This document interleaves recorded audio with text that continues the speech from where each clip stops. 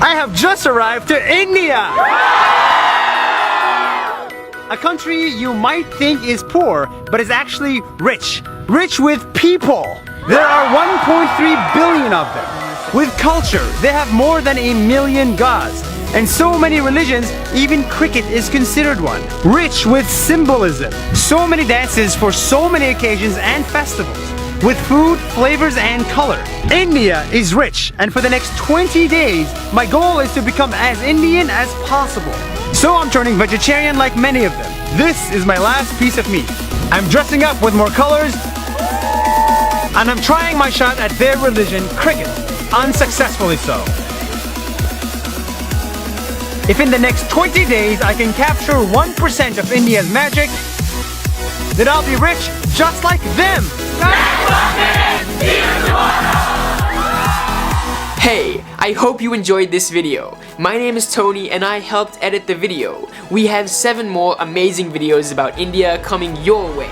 But first, let me tell you a secret. And please, don't tell Nas. Editing takes hours, and sometimes I get bored. So I play games, and this game sponsored the whole video. It's called Raid Shadow Legends. This RPG game has amazing graphics that will teleport you into a world of fantasy, and you can play completely for free. Raid has 16 different factions to choose from, orcs, dwarves, and many more. What I love about this game is that it allows for so many different kinds of playstyles. You can play risky and go all offense, or play it safe and use defense champions. My mains are usually the High Elves. They have some of the strongest and smartest characters around. Take a look at Ethos. He's a legendary champion that can attack all of his enemies at once with a giant blow. Destroy the enemy! Also, look at the graphics and details on his shield. This is insane! There's also online tournaments, local and global, so that you can battle with your friends and win amazing rewards. Wanna play? Click on the special link in the video description to download Raid to your mobile phone or PC to get 100k silver, 50 gems, 10 mystery shards, and 1 champion for free.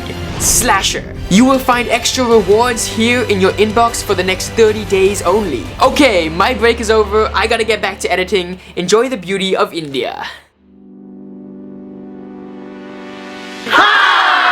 One of the best parts of Indian culture is an Indian wedding. So today I decided to fake marry my actual girlfriend Me! in an Indian wedding! Here's how our Indian wedding went. The day before, we got the henna, the jewelry, and the fancy clothes and invited all of our Indian friends. On wedding day, I, the groom, arrived on a beautiful horse, surrounded by good-looking friends and lots of fireworks and music. And then I waited for my bride to arrive. She did arrive on a boat, then was carried by 4 men to meet her new husband. Together, we performed Hindu rituals to unofficially become husband and wife. And from that point on, our Indian wedding began. With amazing food, dance, and music.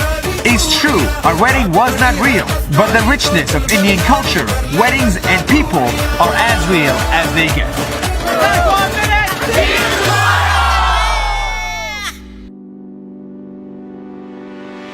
Yesterday, Alina and I had a wonderful day pretending to get married to show you the beauty of Indian weddings. But underneath all of this lies the bitter truth.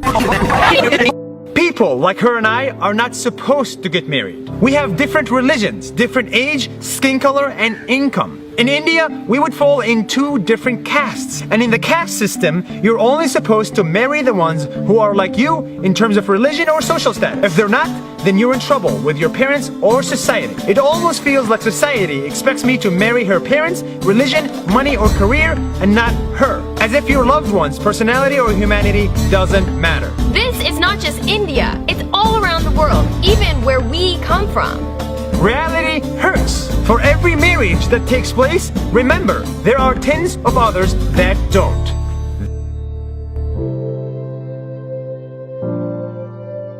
That's 1 minute. See you tomorrow. I've always wanted to become a vegetarian, but in countries like Brazil, Philippines, and Nigeria, It's very difficult to be one. They just love to eat meat. In India, it's easier than ever to be a vegetarian. Entire menus and restaurants are dedicated to vegetarian food. Meat is replaced with cottage cheese, and it tastes just as good, if not better. Even McDonald's has no beef hamburgers. This is made of vegetables. For actual vegetarians, it's like heaven on earth.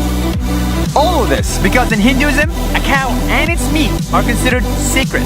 That's why cows roam the streets for free and everyone respects them. Sure, you will find meat in India, but Indian food has managed to be exceptionally good without depending on meat. That's why in India, I'm becoming a vegetarian. See you tomorrow.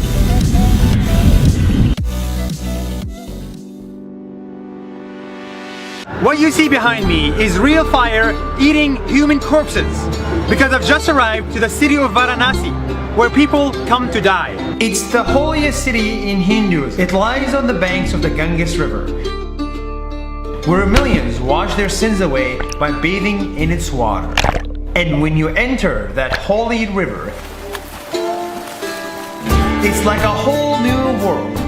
It will make you pure again. And if you die near Ganges, you will attain the moksha, the eternal liberation. That's why at the end of their lives, people come to die here. At Varanasi, you will find daily rituals to pray for the river god. Here, you'll find daily cremation of bodies. You'll even find extremist agoris who eat the dead corpses and wear their bones. Varanasi is a spiritual powerhouse. It's one of the most raw, human, chaotic places I've seen, yet I found it to be the most peaceful one yet. That's 1 minute. See you tomorrow. Hi, I have just arrived to an engineering school in India where 1.4 million students apply every year. Yay! But only 10,000 of them get in. That's an admission rate worse than Harvard and Stanford. It's the IIT engineering school in India, a country where millions aspire to become engineers. Because in India, people are smart. Ancient Indians invented the digit 0 and could predict planet positions. Modern Indians, they could solve a Rubik's Cube 3 times by the time you finish watching this video. They could run companies like Google and Microsoft because the CEOs are both Indian. Inside the dark alleyways in India, you'll find beautiful technology offices where people are trying to code the next Amazon or Google. With 1.5 million engineers graduating every year, it's only a matter of time until the next Mark Zuckerberg is Indian. That's 1 minute. See you tomorrow! I love it. When you think of a slum, like the one behind me, you think of poverty, danger, and unemployment. That's what many people think when they see the third largest slum in the world, Dharavi in Mumbai, India. From above, it's where 1 million people live in tiny houses. But from below, this is much more than a slum.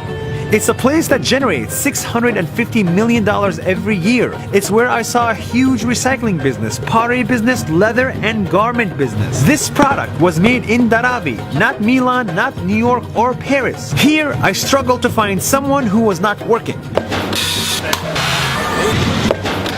Even inside houses, women were working. And those that were not, I found them cleaning. Because even with dirty roads and no toilets, houses are clean inside. Dharavi is an economic powerhouse filled with huge businesses, engineers, artists, and hard workers. It just so happens to be called a slum. That's 1 minute. See you tomorrow. Namaste! Namaste! It's my last day in India.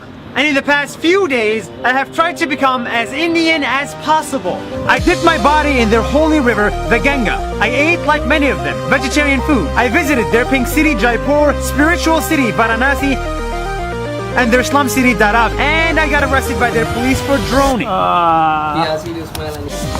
I played their sport of cricket, helped in cleaning their parks, celebrated their Deepavali festival, learned from their smartest, and hung out with their richest. Heck, I even got married like many of them. But as much as I tried to become Indian, I realized one thing. This country has more than 1 billion people and 1 billion cultures. Yeah! And everything I did was only 1% of what India has to offer.